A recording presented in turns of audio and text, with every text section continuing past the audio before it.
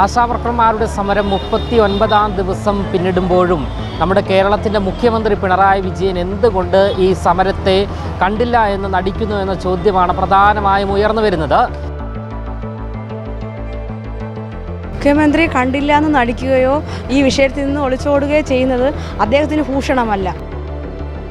മുഖ്യമന്ത്രി ഒന്ന് മനസ്സിലാക്കണം, ഒരു ദിവസം ഞങ്ങളുടെ കുടുംബം പുലർന്നു പോകാനുള്ള മാന്യമായ ഒരു വേതനം നൽകാനാണ് ഞങ്ങൾ ആവശ്യപ്പെടുന്നത്. അപ്പോൾ ജനങ്ങൾക്ക് വേണ്ടി തിരഞ്ഞെടുക്കപ്പെട്ട് അയച്ച ആൾക്കാർ ജനങ്ങളുടെ കാര്യം നോക്കണം. അടിസ്ഥാന പ്രശ്നങ്ങളെ പരിഹരിക്കാൻ ഒരു ഗവൺമെൻറ്റിന് കഴിഞ്ഞില്ല എന്നുണ്ടെങ്കിൽ അത് ആ ഭരണ സംവിധാനത്തിൻ്റെ വീഴ്ചയാണ്. ജോലി എടുപ്പിക്കുമ്പോൾ തൊഴിലാളി, പണം ചോദിക്കുമ്പോൾ സന്നദ്ധ പ്രവർത്തനം. നമസ്കാരം. ആശാവർക്കർമാരുടെ സമരം 39ാം ദിവസം പിന്നിടുമ്പോഴും നമ്മുടെ കേരളത്തിൻ്റെ മുഖ്യമന്ത്രി പിണറായി വിജയൻ എന്തുകൊണ്ട് ഈ സമരത്തെ കണ്ടില്ല എന്ന് നടിക്കുന്നു എന്ന ചോദ്യമാണ് പ്രധാനമായും ഉയർന്നു വരുന്നത്. ഇക്കഴിഞ്ഞ ദിവസം ആരോഗ്യമന്ത്രി ഉൾപ്പെടെയുള്ളവരുമായി ആശാവർക്കർമാർ ചർച്ച നടത്തിയെങ്കിലും അവിടെയെല്ലാം പ്രതിപാദിച്ചിരിക്കുന്നത് കേരളത്തിൻ്റെ ധനസ്ഥിതി മോശമാണ് എന്നാണ്. എന്തായാലും ഈ ഒരു വിഷയത്തിൽ ഈ ആശാവർക്കർമാരുടെ നിരന്തരമുള്ള ഈ ഒരു സമര വിഷയത്തെക്കുറിച്ച്, ഇവരുടെ ആവശ്യങ്ങളെക്കുറിച്ച് ഒന്നും തന്നെ മുഖ്യമന്ത്രി ഒരു അക്ഷരം പോലും മിണ്ടുന്നില്ല. മുഖം തിരിച്ച് നിൽക്കുന്ന സാഹചര്യമാണുള്ളത്.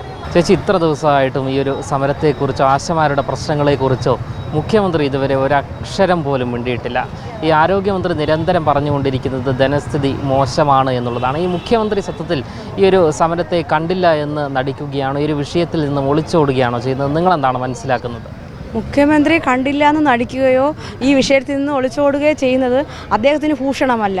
ഒരിക്കലും ഒരു തൊഴിലാളി പ്രസ്ഥാനത്തിലൂടെ കടന്നു വന്ന ഒരു നേതാവെന്ന നിലയ്ക്ക് നമ്മുടെ ബഹുമാനപ്പെട്ട മുഖ്യമന്ത്രി ശ്രീ പിണറായി വിജയന് ഇത് ഒരിക്കലും ചേർന്നതല്ല. ഈ സ്ത്രീകളെ, ഈ അമ്മമാരെ കണ്ടില്ലെന്ന് അദ്ദേഹം ഒരിക്കലും നടിക്കരുത്. ഞങ്ങൾ വാശിക്ക് കിടക്കുന്നവരല്ല.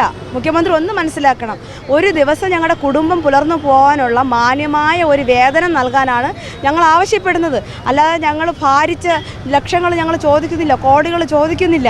അദ്ദേഹത്തിന് അറിഞ്ഞൂടെ ഏറ്റവും കൂടുതൽ ഉപഭോക്തൃ സംസ്ഥാനമാണ് കേരളമെന്ന്? ഉപ്പ് തൊട്ട് കർപ്പൂരം വരെ നമ്മൾ പുറത്തുനിന്ന് മേടിക്കുന്നവരാണ്. എല്ലാത്തിനും ടാക്സ് കൊടുക്കുന്നവരാണ്. ഈ തുച്ഛമായ 232 രൂപ ലഭിക്കുന്നതിൽ നിന്നും ടാക്സ് കൊടുത്താണ് ആശയം സാധനം മേടിക്കുന്നത്. ഈ ജനങ്ങളുടെ നികുതി പണമല്ലേ നമ്മുടെ സർക്കാരിൻ്റെ എല്ലാ ആവശ്യങ്ങൾക്കും നമ്മുടെ എല്ലാ ഭരണ സംവിധാനത്തിനും ഉപയോഗിക്കുന്നത്. അല്ലാതെ ഒരു സർക്കാരും സ്വന്തമായി കാശ് കൊണ്ട് വന്ന് ഇവിടുത്തെ സംവിധാനം ചെയ്യുന്നതല്ല. ഭരണ സംവിധാനം ചെയ്യുന്നത് ജനങ്ങൾക്ക് വേണ്ടി, ജനങ്ങളാൽ തിരഞ്ഞെടുക്കപ്പെട്ട ഒരു ഭരണ സംവിധാനത്തിൽ നമ്മൾ ജനാധിപത്യം എന്ന് വിളിക്കുന്നത്. അപ്പോൾ ജനങ്ങൾക്ക് വേണ്ടി തിരഞ്ഞെടുക്കപ്പെട്ട് അയച്ച ആൾക്കാർ ജനങ്ങളുടെ കാര്യം നോക്കണം. ജനങ്ങളുടെ കാര്യം നോക്കിയിട്ട് വേണം അവരെ സ്വന്തം കാര്യം നോക്കാം. അതാണ് രാഷ്ട്രീയം, അതാണ് സന്നദ്ധ പ്രവർത്തനം. ഞങ്ങളെ സന്നദ്ധ പ്രവർത്തനം എന്ന് പറയില്ലേ, ഞങ്ങൾ ജോലി ചെയ്തിട്ട് മാസങ്ങൾ കഴിഞ്ഞിട്ടാണ് ഞങ്ങൾക്ക് വേതനം കിട്ടുന്നത്. അപ്പോൾ പക്ഷേ ഇവർക്കൊക്കെ എല്ലാ മാസം കിട്ടാറില്ലേ? അപ്പോൾ ഇതെന്ത് സന്നദ്ധ പ്രവർത്തനം? രാഷ്ട്രീയ പ്രവർത്തനം ഒരു ശമ്പള പ്രവർത്തനമല്ല, ഒരു സാലറി ബേസിക്കിലുള്ളതല്ല, അതും സന്നദ്ധ പ്രവർത്തനമാണ്. എങ്കിലും അവരും തീരുമാനിക്കണം, ഞങ്ങൾക്ക് ചെയ്യുന്ന സേവനത്തിന് ഇത്രയധികം വേതനത്തിൻ്റെ ആവശ്യം എന്തെന്ന് വിചാരിക്കണം. ഒരു 1000 പേർക്ക് ഒരു ആശയം എന്ന് വെച്ചിട്ട് ഇപ്പോൾ ഒരു വാർഡിലെ മൊത്തം കാര്യം നോക്കണ ഒരാശയമുണ്ട്. ഞാൻ 2000 പേരുടെ കാര്യം നോക്കണ ആശയമാണ്. അപ്പോൾ നമ്മൾ ഇരട്ടി ഭാരമാണ് നമ്മൾ ചെയ്യുന്നത്. അപ്പോൾ അവരെന്ത് ചെയ്യണം? അവർ ഈ കേരളത്തിലെ ജനങ്ങളുടെ കാര്യങ്ങൾ നോക്കാൻ വേണ്ടിയിട്ടാണ് ഓരോ ജനപ്രതിനിധിയും ഓരോ മണ്ഡലങ്ങളിൽ നിന്ന് തിരഞ്ഞെടുത്തയക്കുന്നത്. അവരുടെ അടിസ്ഥാന പ്രശ്നങ്ങളെ പരിഹരിക്കാൻ ഒരു ഗവൺമെൻറ്റിന് കഴിഞ്ഞില്ല എന്നുണ്ടെങ്കിൽ അത് ആ ഭരണ സംവിധാനത്തിൻ്റെ വീഴ്ചയാണ്, അവരുടെ തകർച്ചയാണത്. അതാണ് സൂചിപ്പിക്കുന്നത്. അമ്മമാർ, സ്ത്രീകൾ അവരുടെ അവകാശങ്ങൾക്ക് വേണ്ടി തെരുവിലേക്ക് ഇറങ്ങുക എന്ന് പറഞ്ഞാൽ അതൊരു ഭരണകൂടത്തിൻ്റെ സംവിധാനത്തെ ആകെ തകിടം മറിച്ചിരിക്കുകയാണ്. സംഭവം എന്തെന്ന് വെച്ചാൽ ഭരണത്തിൻ്റെ വീഴ്ച കൊണ്ടാണ് ഒരു സ്ത്രീക്ക് ആഹാരത്തിന് വേണ്ടി അല്ലെങ്കിൽ കയറി കിടക്കാൻ ഇടം കിട്ടാൻ വേണ്ടി സമരത്തിലേക്ക് സ്ത്രീകൾ വരുന്നെന്ന് പറഞ്ഞാൽ ഏറ്റവും സഹനശക്തിയുള്ളവരാ സ്ത്രീകൾ.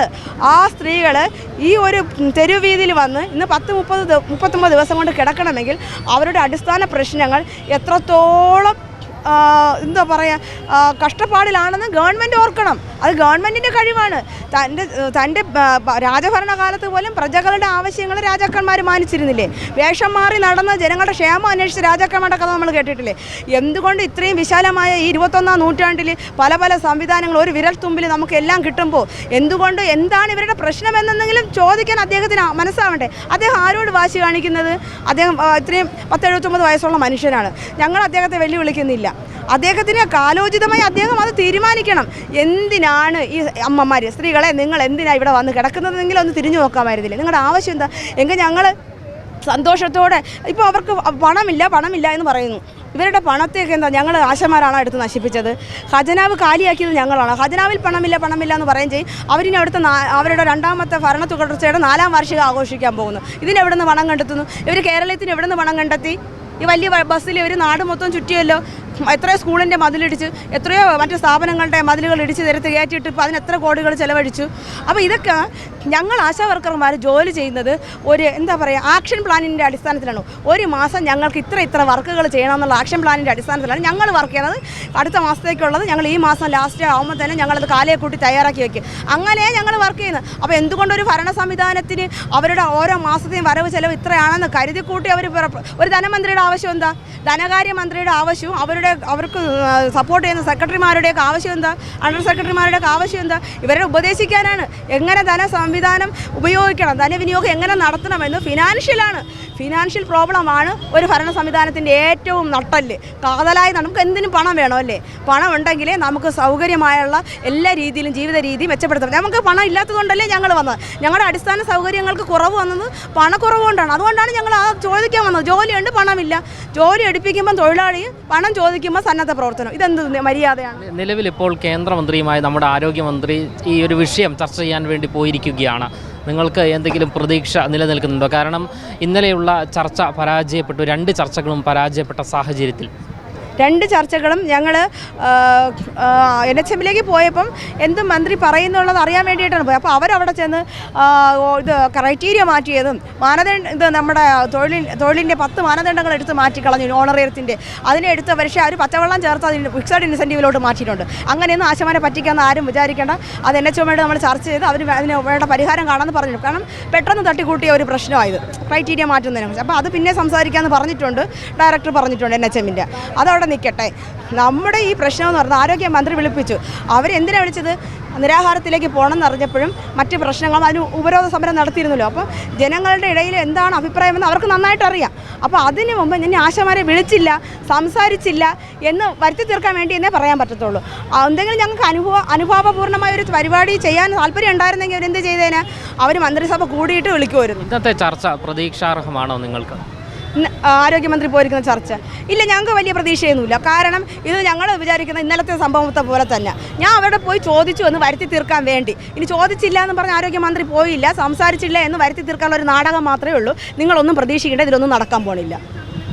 എന്തായാലും ആരോഗ്യമന്ത്രി ഇപ്പോൾ കേന്ദ്ര ആരോഗ്യമന്ത്രിയുമായി ചർച്ച ചെയ്യാൻ വേണ്ടി, ആശാവർക്കർമാരുടെ വിഷയം ചർച്ച ചെയ്യാൻ വേണ്ടി ഡൽഹിയിലേക്ക് പോയിരിക്കുകയാണ്. ഈ ചർച്ചയും ഒരു പ്രഹസനമായി മാറുമോ എന്ന ചോദ്യം തന്നെയാണ് ആശാവർക്കർമാരും ഉന്നയിക്കുന്നത്. ക്യാമറമാൻ അഖിൽ അശോകിനൊപ്പം അമൽ രുദ്ര, മറുനാടൻ മലയാളി, തിരുവനന്തപുരം.